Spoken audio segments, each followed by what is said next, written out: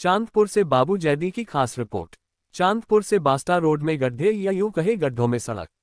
चांदपुर से बास्ता जाने वाला मुख्य मार्ग इन दिनों गड्ढों से भरा पड़ा है। सड़क पर जगह जगह बड़े बड़े गड्ढे बने हुए हैं, जिससे आए दिन वाहन चालकों को परेशानियों का सामना करना पड़ रहा है।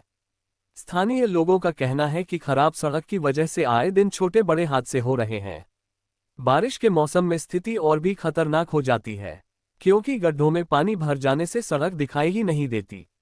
बड़ा सवाल, इस रास्ते पर स्कूल भी मौजूद है, जनप्रतिनिधि ने क्यों चुप्पी साधे हैं। ग्रामीणों ने प्रशासन से जल्द सड़क की मरम्मत कराने की मांग की है, ताकि लोगों को राहत मिल सके और दुर्घटनाओं पर रोक लगाई जा सके।